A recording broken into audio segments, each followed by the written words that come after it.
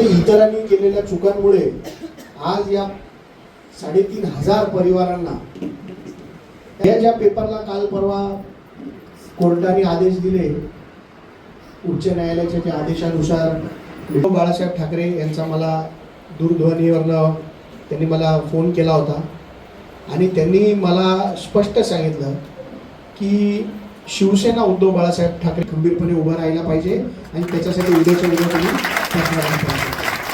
आणि त्याच्यासाठी आम्ही आमचे आज सर्व या जिल्ह्यातले पदाधिकारी मुख्य आपल्याला आपली बाजू मांडण्यासाठी इथे आम्ही आलेलो आहे। या 65 इमारती काही एका दिवसामध्ये उभ्या राहिल्या नाही। या 65 इमारतींपैकी 95% इमारती या 65 इमारती ज्या आज या शहरामध्ये उभ्या राहिल्याचे पेपर्स बघितले,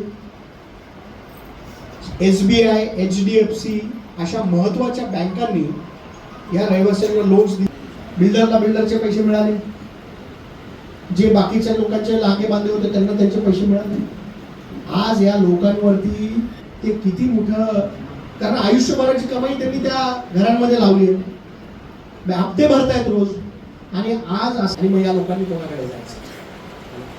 म्हणून आमची आज 10वी आणि 12वीच्या परीक्षा सुरू आहे। आमच्या पक्षाचे प्रमुख माननीय उद्धव बाळासाहेब ठाकरे यांचा काल आम्हा सर्व पदाधिकाऱ्यांना दूरध्वनी आला होता की आज या 65 इमारतींचा विषय आहे, याच्यातली काही लोक उद्धवजींना भेटण्यासाठी गेली होती आणि या 65 इमारतींमध्ये राहणाऱ्या जे 3,500-4,000 हजार रहिवासी आहेत यांच्या डोक्यावर जी टांगती तलवार आहे कारवाईची आणि या रहिवाशांचा कुठलाही दोष नसताना आज यांच्यावर कारवाई होते, याच्यासाठी उद्धव बाळासाहेब ठाकरे आमच्या पक्षप्रमुखांनी आम्हाला या लोकांच्या पाठीशी खंबीरपणे उभं राहण्यासाठी सांगितलेलं आहे आणि त्याची ही सुरुवात म्हणून आजची पत्रकार परिषद आहे। आम्ही आज सर्व पदाधिकारी पक्षाचे इथे उपस्थित आहे।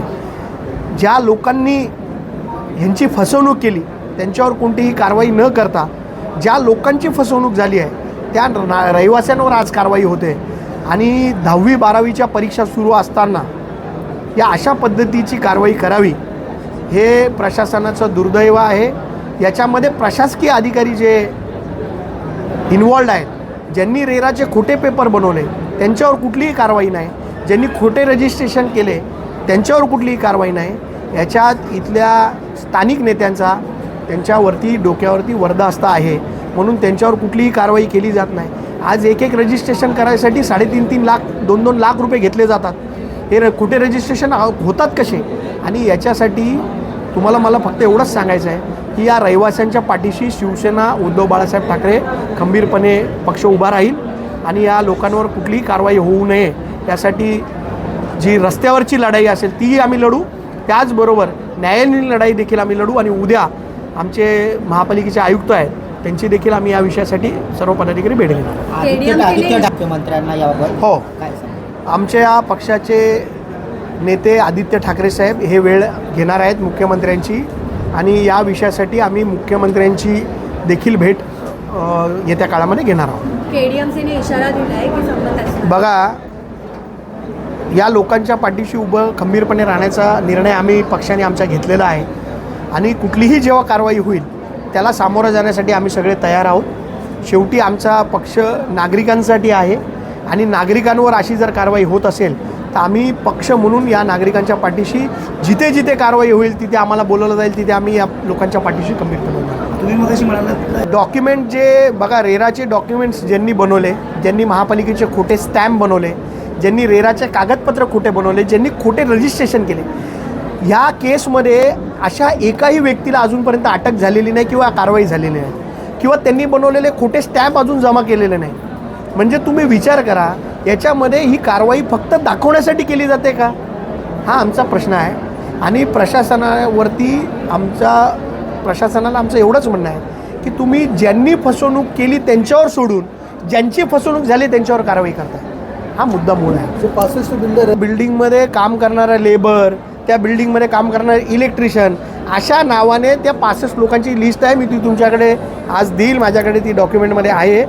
पण ज्या अधिकाऱ्यांनी याचा मागे तपास केला होता त्याच अधिकाऱ्यांनी सांगितलं की याच्यामध्ये एकही बिल्डर नाही। तुम्ही जर त्यांची पार्श्वभूमी तपासली तर तो लेबर आहे किंवा तो तिथला इलेक्ट्रिशियन आहे किंवा तो तिथला प्लंबर आहे, यांच्या नावावरती या बिल्डिंग रजिस्टर्ड आहे. म्हणून माझी एवढीच विनंती आहे की हे सगळं रॅकेट ओपन झालं पाहिजे. या लोकांवर ज्यांच्यावर अन्याय झाला आहे त्यांच्यावरचा अन्याय दूर झाला पाहिजे, एवढीच आमची मागणी. आपण जर बघायला काय सांगता? याच्यातल्या जवळजवळ 40% जे बिल्डर जे फ्लॅटधारक आहेत त्यांना पंतप्रधान आवास योजनेचे देखील पैसे मिळालेत. ह्याचा मुद्दा कोणीच मांडला नाही आजपर्यंत. त्याचा खुलासा आज आम्ही करतो आहे की याच्यामध्ये पंतप्रधान आवास योजनेचे पैसे देखील मिळाले. म्हणून पंतप्रधान आवास योजनेतील जे अधिकारी आहेत ते या जे खोटं ज्यांनी पेपर सादर केले त्यांच्यावर गुन्हे दाखल करणार आहेत का? ज्या बँकांनी लोन दिलं त्यांच्यावरती कारवाई होणार आहे का? SBI, HDFC, कोटक अशा मोठ्या बँका याच्यामध्ये इन्वॉल्ड आहेत, त्यांचे अधिकारी याच्यामध्ये इन्वॉल्ड आहेत, त्यांच्यावर कुठली कारवाई होणार आहे का? कारवाई फक्त नागरिकांवर. हा कुठला न्याय आहे? आपण मगाशी सांगतो नाही, तुम्ही बघा ना, रजिस्ट्रेशन ऑफिसमध्ये या लोकांनी जाऊन रजिस्ट्रेशन केलेलं आहे. याचा अर्थ त्यांच्याकडे डॉक्युमेंट्स होते. म्हणजे खोटे रजिस्ट्रेशन झालेत ना, जे रजिस्ट्रार आहेत त्यांच्यावर पण कारवाई व्हायला पाहिजे. ज्यांनी खोटे रजिस्ट्रेशन केले 3-3 लाख रुपये घेऊन रजिस्ट्रेशन करतात.